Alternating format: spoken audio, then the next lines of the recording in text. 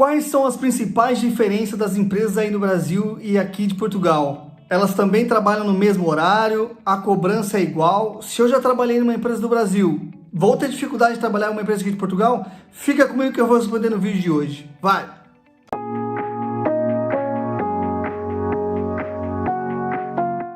A primeira coisa que eu tenho que deixar muito claro é que tudo que eu vou falar aqui nesse vídeo é baseado na experiência que eu tive. Eu não consigo falar aí por 100% das empresas no Brasil e muito menos aqui de Portugal. Então os relatos que eu vou contar aqui são os relatos de empresas que eu já passei aí no Brasil e empresas que eu já trabalhei aqui em Portugal, tá bom? E quais são aí as principais diferenças que tem entre elas, e tem bastante, galera.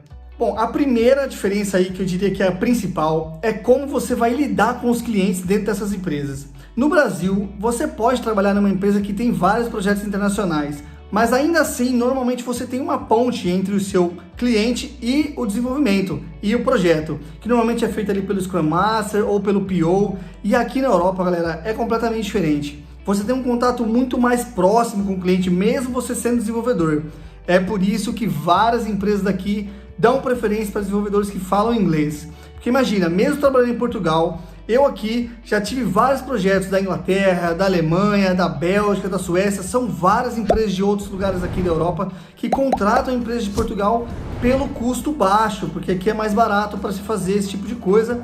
Então você tem um contato ali muito próximo com o cliente vem para a empresa muito mais fácil. Então imagina, você tem a visita do cliente muito mais frequente do que uma empresa no Brasil, então direto você vê o cliente ali próximo de você, você tem que conversar alguma coisa ou outra. É por isso que o inglês, pessoal, é muito importante na área de TI. Se você ainda não fala inglês, corre atrás, faz um curso intensivo, principalmente se você está querendo mudar aqui para Portugal ou para outro país da Europa, começar uma carreira internacional, o inglês é primordial. Eu diria até que para outros países da Europa é imprescindível, porque afinal de contas, ou você fala a língua do país que você pretende mudar, ou você fala inglês. Para Portugal, mesmo sendo português, você vai trabalhar quase que 100% das vezes aí com o inglês. Então essa é a primeira grande diferença, a língua.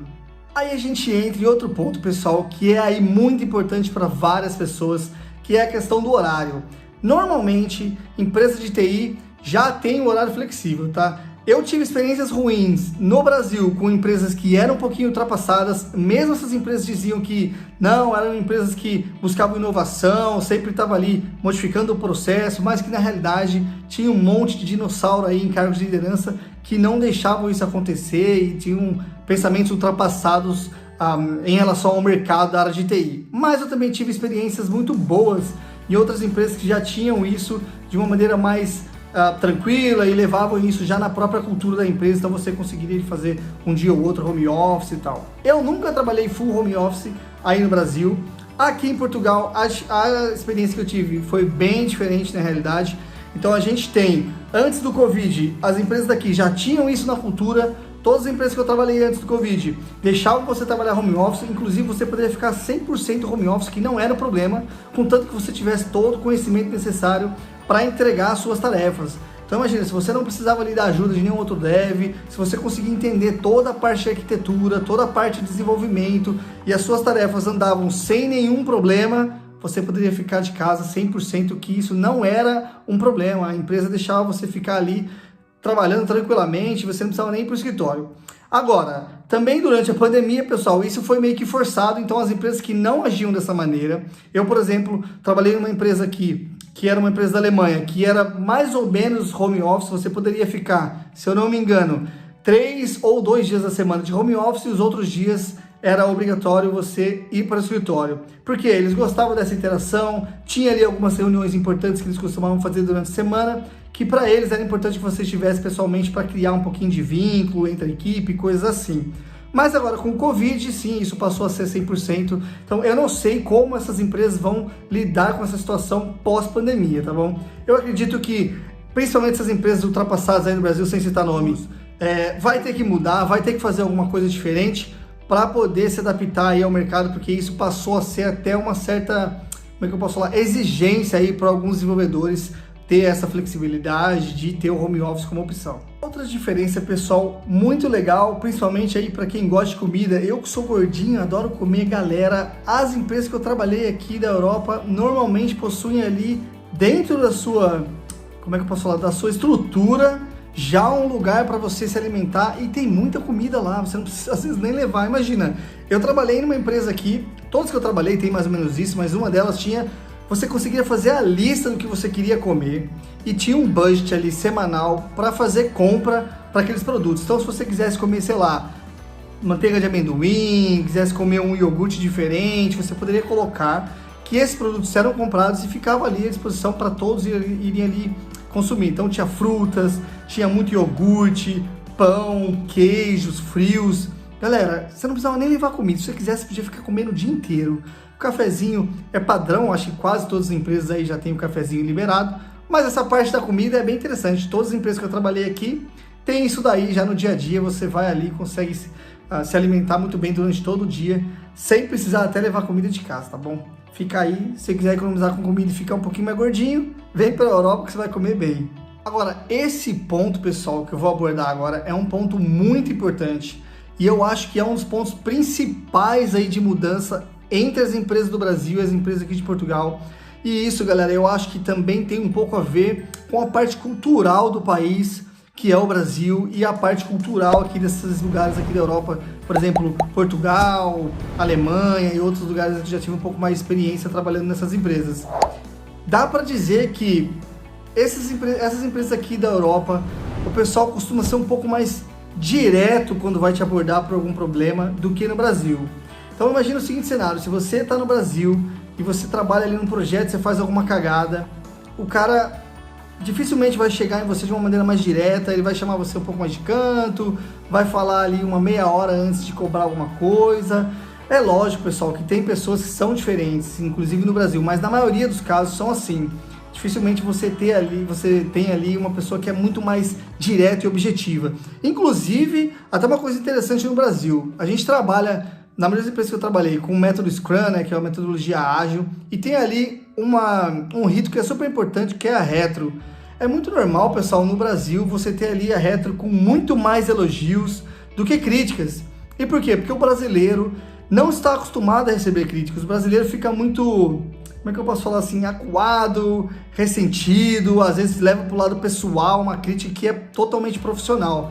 Então você vê aí com muita frequência uma retro saindo com uma fileira enorme, uma coluna enorme ali de pontos positivos e muito pouco em pontos negativos. Isso quando tem alguém ali que fala um pouco mais, que gosta de criticar, e ainda assim, galera, as críticas são bem supérfluas, são críticas muito mínimas, assim, não aborda diretamente o objetivo e não fala ali na cara do problema o que está acontecendo. Aqui, pelo menos nas empresas onde eu passei e com todas as pessoas que eu trabalhei, é completamente diferente. Então imagina, se tiver um problema que atrapalha assim o rendimento da equipe ou o seu rendimento, você vai receber um feedback direto e às vezes pode acontecer assim numa retro. Então imagina, se você teve um problema durante o sprint, que é um problema um pouco mais sério, um problema assim, cara, vai estar ali na retro, alguém vai falar para vocês diretamente, você vai escutar alguma coisa relacionada a esse problema profissional, galera, dentro da retro, na frente de todo mundo, e todo mundo vai levar numa boa, vai conversar, eles vão tentar te ajudar. Isso não quer dizer, galera, que as pessoas aqui são mal educadas ou nada disso. Elas são, inclusive, super educadas, super solistas, mas elas são muito mais diretas nessa abordagem do que é no Brasil. Então, imagina, você não vai ter aqui, normalmente, uma passação de pano para te dar uma bronca ou para você receber uma crítica. Eles vão falar na sua cara e, às vezes, na frente de todo mundo. Então, esteja preparado, trabalhe o seu psicológico, e quem fica um pouquinho mais abalado aí acaba levando pelo pessoal. Não é bem assim, tá, galera? Aceita a crítica uma boa, inclusive, se eu puder te dar um conselho, critica sempre que puder e receba sempre críticas quando você puder, porque é só assim que você vai conseguir crescer profissionalmente. Se você tem uma pessoa do seu lado que só te abana a cabeça, só passa pano, sempre tá te elogiando, galera, dificilmente você vai conseguir ver seus erros e você vai ficar sempre na mesa. Então procura aí pessoas caramba, mano, tá difícil. Procura pessoas aí que te criticam para poder te ajudar a desenvolver profissionalmente e até pessoalmente. Fica aí o meu conselho. Outro ponto muito importante que dá para ressaltar, pessoal, é a questão de processo. É óbvio que aí cada empresa tem o seu processo. Eu também tive experiências muito ruins com empresas que não tinham processo no Brasil, sem citar nomes aqui, galera. Essas empresas têm um pouco mais de dificuldade de manter ali um padrão de projeto ou de fazer com que as coisas andem sem ter uma babá, um gerente ali por cima. Aqui, na Europa, nas empresas que eu trabalhei, normalmente, galera, o processo é muito bem definido e ele te ajuda, inclusive, a controlar certos tipos de coisas que faz ali até essa função de Scrum Master, de ter uma babá ali do projeto, ser irrelevante. Então você não tem mesmo essa figura que fica ali o tempo todo, por exemplo, imagina, te cobrando, ó galera, vamos fazer a dele, olha galera, entrega aqui sua tarefa, porque falta X horas. Não. Aqui os projetos normalmente são muito mais autogerenciáveis e cada um tem a sua responsabilidade.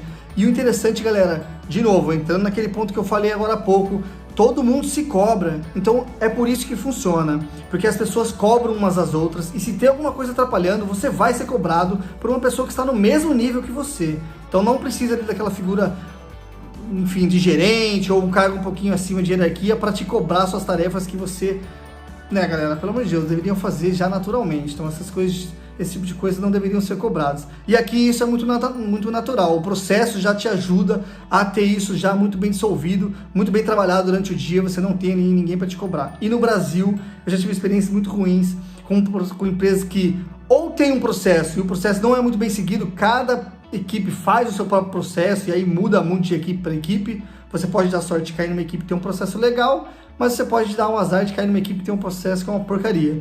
E também empresas que nem sequer tinham processo, cada um fazia o que queria e, cara, extremely long horse, como todo mundo fala, era aquela zona, cada um fazia literalmente do jeito que bem entendia.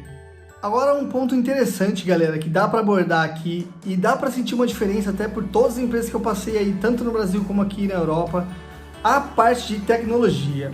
A parte de desenvolvimento, pessoal, vai depender muito do tipo de desenvolvedor. Se você é uma pessoa que busca ali as coisas novas no mercado, que segue o que a comunidade sempre está falando. Eu vou inclusive fazer um vídeo falando um pouquinho mais sobre isso, dando algumas dicas de como você pode se manter atualizado em relação à sua tecnologia.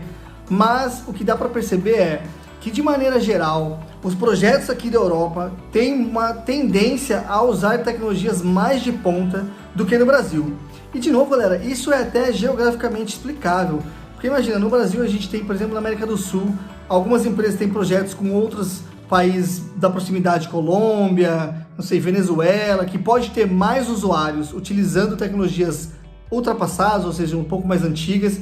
E é normal você ter, por exemplo, um projeto, principalmente na área de mobile, segurando a versão aí um pouco mais antiga para dar um suporte um pouco mais amplo para esse tipo de cliente que tem ali a tecnologia um pouco mais antiga. Na Europa, galera, essa experiência que eu tive foi completamente diferente.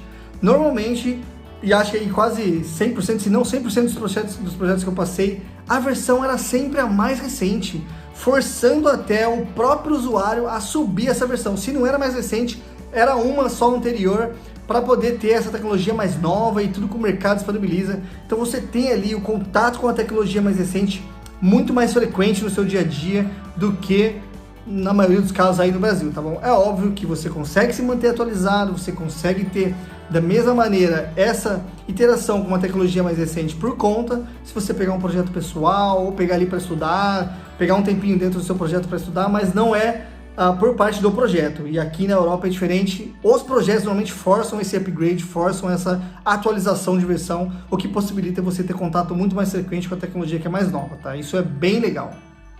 O último ponto que eu quero abordar hoje, pessoal, acho que também tem um pouco a ver com a quantidade de imigrantes que a gente tem aqui na Europa. Então, essa é uma característica regional também, a gente pode falar, porque é o seguinte, todos os projetos que eu passei aqui na Europa tinha a senioridade de desenvolvedores muito maior do que se você comparar com o Brasil. Então, por exemplo, eu tive a experiência de trabalhar num projeto onde tinha ali 9 ou 10 desenvolvedores iOS na mesma equipe e, galera, eram todos muito bons. Se não eram todos sêniores, eram quase próximos disso, excelentes profissionais com conhecimento muito elevado, o que ajuda, galera, você a se desenvolver muito mais rápido, muito mais fácil. Você consegue ter as coisas com um approach mais próximo do que é o melhor, do que é o mais recomendado. E no Brasil, acho que por ter isso mais regional, imagina, você ter ali um mercado muito forte, ali principalmente na região de São Paulo, Campinas, BH, é muito forte a área de TI, a gente precisa contratar vários desenvolvedores e o mercado não tem isso para oferecer. Então a gente tem muita mão de obra, não vou dizer que ruim, galera, mas é uma mão de obra que ainda precisa de treinamento, precisa de tempo para se desenvolver juntas, trabalhando juntas. Então o problema não é ter um júnior, ter um stag ali dentro do projeto, mas é ter muitos júniors, muitos stags para poucos sêniores. Então a senioridade do projeto cai demais e é complicadíssimo você ter um cara para controlar a qualidade do código que está sendo desenvolvido por todos os desenvolvedores. Então o que normalmente acontece, galera, é você ver, por exemplo, pessoas que são júniors ainda sendo promovidas para mid-level, pessoas de mid-level sendo promovidas para sênior, e depois essas pessoas têm muita dificuldade para conseguir entrar no mercado europeu. Porque, de novo, o mercado europeu é muito forte, traz muita gente de fora. Então eles só trazem, não os melhores, mas os mais adaptados, os mais próximos do que eles querem ali em termos de conhecimento. E no Brasil isso é um pouco diferente. Então acho que isso gera um outro problema, que é, como você tem vários júniors ali trabalhando e pensando como desenvolver aquilo e não tem uma senioridade alta, eles acabam fazendo de um jeito que na cabeça deles é muito bom e não é.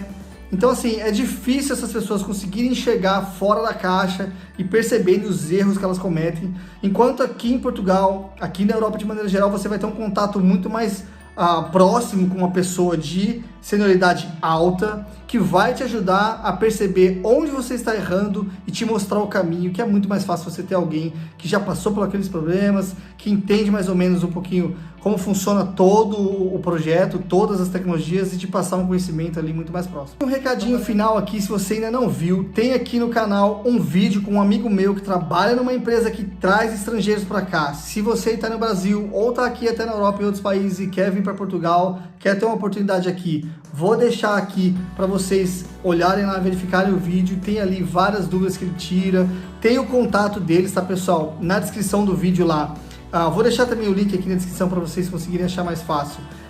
Tem o contato deles, se você tiver alguma dúvida, quiser ali aplicar por alguma oportunidade, pode mandar direto para ele que ele vai ali te ajudar, tá bom, galera? Se você ainda não viu, recomendo, vai lá dar uma conferida e depois me fala o que você achou.